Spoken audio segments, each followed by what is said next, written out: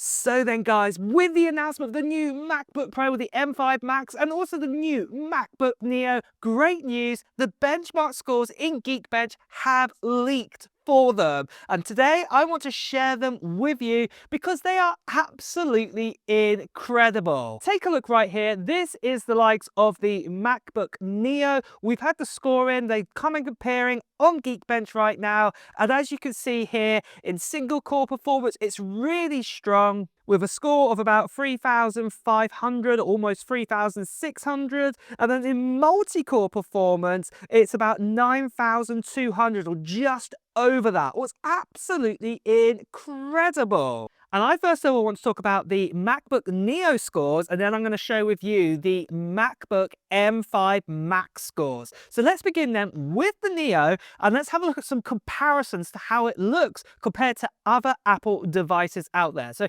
first of all, let's check out single core performance. So what we've got right here is we've got a chart of single core performance, and you can see here, very relevant here, the MacBook Neo A18 Pro is in the citrusy kind of yellowy green kind of color. But have a look at the scores comparing here. Have a look at the likes of, say, a M3 MacBook Air. That only got 3,120, whereas the MacBook Neo here has got 3,584. It even outperforms the iPhone 16 Pro with the A18 Pro. What is super impressive. And you can see it's only just behind the single core performance of an M4 MacBook Air.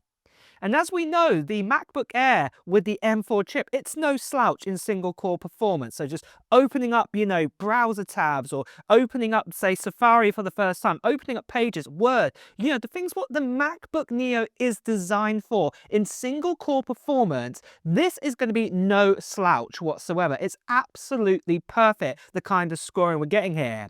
Now, obviously, the MacBook Pro M5 score you can also see in this chart. Obviously, that is far more higher, and we were expecting that. Obviously, this is a newer generation of the chip. The A18 Pro is last year's kind of chip, so obviously, yeah, we knew that was going to be a higher score. But overall, this is still super impressive what we are getting with the Neo for single core performance. But then, next of all, what about multi-core performance? Because do you remember the A18 Pro is made up of a 6-core CPU. So what we've got there is 4 efficiency cores and 2 performance cores. So remember, compared to, say, the M1, the M2, and all those other ones out there, remember, they were made up of 4 efficiency cores, and then they also had 4 performance cores. It wasn't until we got to M4 where that's been pushed out even further, where we get 6 efficiency cores and 4 performance cores. So just bear that in mind, but have a look at the scores right here. And again, this is really, really impressive. The A18 Pro on the MacBook Neo has scored 9,239. Obviously, this is way ahead than the M1 MacBook Air, what a lot of people were afraid of. Even the iPad at the moment we have right now with the A16, you can see that we're almost like about 50% more performance than what we had with that one. And even look at the M3 MacBook Air, again, no slouch out there, but the score isn't that far behind, and that's 12,000. This is 9,239, but you get the idea here. People who've got M1 MacBook Airs right now are not complaining about multi-core performance. That is too slow. So this is really impressive, and again, it is super impressive to see how it's even outperforming the iPhone 16 Pro with the A18 Pro. And even looking at this chart though, obviously, we do have the MacBook Pro with the M5. We're talking about double the score here, but still, this is still very impressive for what the Neo is going to give us and everything that we're going to get with it and all the kind of tasks what this actual product is designed for. But then the last thing that you guys probably want to see is what about, say, metal score as well? What about, say, graphics? What's going on here? Because obviously, this MacBook is not intended for high intense graphics tasks or, full-on 3D gaming. It's more for games that, might have come out on the iPad or the iPhone at the same time. And, let's see what we're going to get here. Let's have a look. And as you can see right here, yes, it is a little bit behind. Now, the MacBook Neo obviously is the second to bottom of the chart, and it's saying that the iPhone 16 Pro, A18 Pro average kind of score is around the same. It's at 32,000. I think if we run a few more benchmarks when it comes out on the MacBook Neo for the A18 Pro, we would probably even hit or could even overtake that iPhone 16 Pro. Remember, we've got the same amount of GPU cores, so it's a 5-core GPU. It's exactly the same. But overall, though, it's not that far behind even the M1 MacBook Air. And again, that is no slouch out there either. So yeah, it's really good. But you can see the differences that obviously, you know, the M4 MacBook Air is almost double the performance, whereas the MacBook Pro M5 definitely is more than double the performance what you get in, say, Metal GPU performance. But again, look at the iPad 11 at the very bottom. You know, if you played some games on that, you'll know you've had no problems whatsoever. So again, for playing games, doing basic kind of graphics kind of tasks and things like this, the MacBook Neo, I don't think it's going to have any problems at all. But then, next of all, a lot of people have been asking, what about the MacBook Neo? Being it's got an A chip in it, how does this compare to the competition out there? Because obviously, Windows devices, surely you can buy them for about the same price and they perform better? Well, I've had a look comparing some of the kind of Intel and AMD kind of laptops that are out there right now for the same kind of price range. And, you know, what do we get there? Some of these Mac laptops, you know, they're plastic. They cost about $500. Some of them are even a little bit more, like close to about $700. Got bits of metal on them, as it were, and they're half plastic, half metal. But they're much more thicker. They're not unique, as it were. They've got a worse screen on them and things like this. But the point is, how about performance-wise? How does the A18 Pro show there? Well, let's take a look right here. And you can see that the A18 Pro, again, is no slouch. Look at the top part of this chart here. This is the single core. And you can see, compared to even a AMD Ryzen 5 Pro 7540U, you can still get this in the shops right now. And yeah, single core performance on the MacBook Neo is way out in front. And remember, this is important for opening up things like Chrome, Safari, Pages, Word. They use single core performance to do those initial bits, and it's way ahead here. Even compared to the Intel Core Ultra 5, you know, this is the 135U. Way ahead. And even looking at the multi-core performance here, look at the A18 Pro again, it's still leaps and bounds ahead. It's way in front of the Ultra 5 135U. It's way in front of the Ryzen Pro 7540U.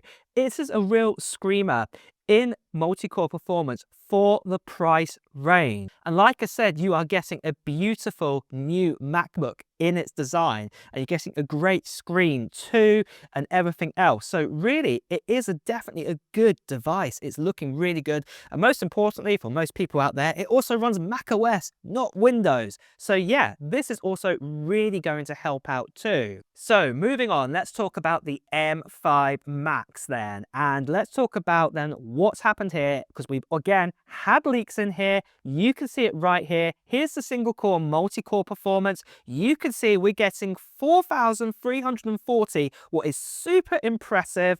And then we've got 29,333. That is the fastest multi-core performance we have ever had before, even faster than M3 Ultra.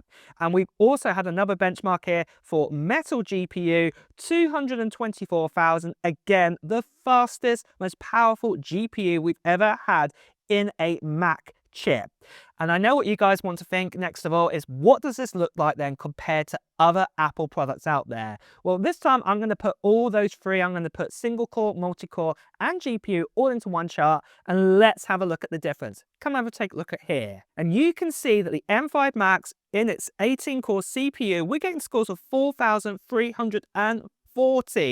And obviously you can see that is way out in front here of the M4 Max, and on the, you know, likes of the Mac Studio and the MacBook Pro, definitely beating out the M3 Ultra, because remember, that's using single core M3.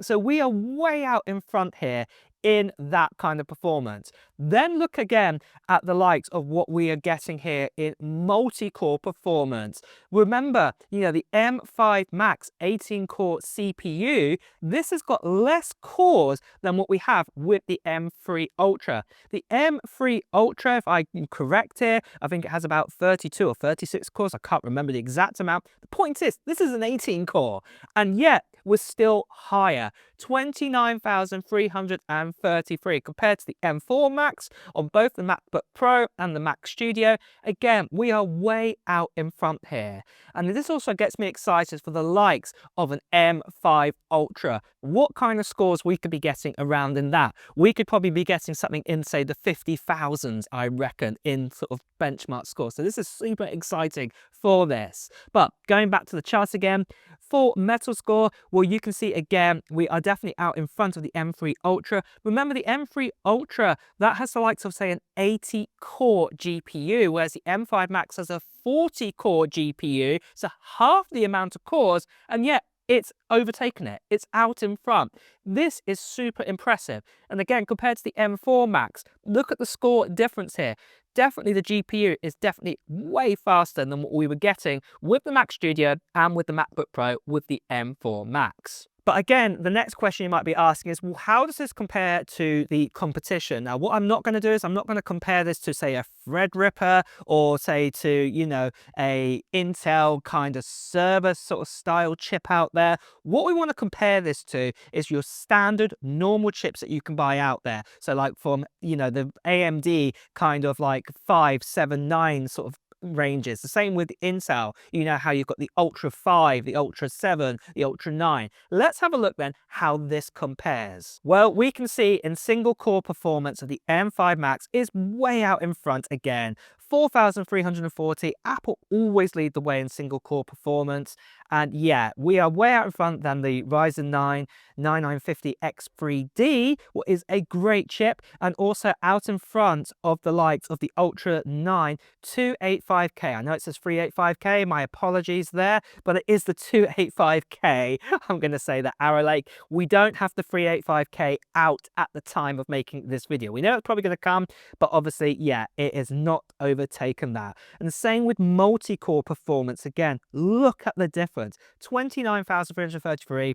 That Intel i9 285K, remember, not free. The Arrow Lake one, 22,689. Whereas the AMD Ryzen is only slightly behind that chip too. But we can see that the M5 Max for CPU performance is way out in front. But then the other thing that you guys might be asking us about is, what about the likes of, say, GPU performance? What about OpenCL and Metal kind of scores, what we got with the M5 Max? Well, take a look at this chart right here. So you can see here a score that we had, that 224,437. We showed this compared to other kind of Apple devices. So obviously Metal is exclusive to Apple chips only, this benchmark score, but OpenCL scores have also been leaked out there. And you can see that the M5 Max is slightly behind the likes of an RTX 57 laptop GPU, not the desktop version, the laptop one with about 12 gigabytes of RAM inside it. This is a median score of the laptop GPU. So there are some slightly higher, there are some slightly lower. The point is though, if you do a median kind of score, you get about 148,000 around about. The point is that the M5 Max is just slightly slower than what we're getting right here. It's very comparable. Obviously, if you were doing similar tasks on both, it depends on the app software or what differences you're actually really going to see. But overall, guys, those are the leaks of the new benchmarks for the Neo and for the M5 Max going inside the MacBook Pro. And I, for one, cannot wait to do more tests on it, more benchmarks. I'm super excited for it. And I'd love to know your thoughts on these scores. What do you think? Are you impressed by the Neo and the M5 Max in what we're getting here? Well, let me know your thoughts in the comments below. And on that note as well, guys, it's time to wrap up the video too. So if you have enjoyed watching it, please do press the like button. As always, if you want to hear the latest Apple news, reviews and comparisons, make sure you subscribe to the channel and hit that notification bell. Until next time, guys, I'll see you really soon. Take care. Bye bye.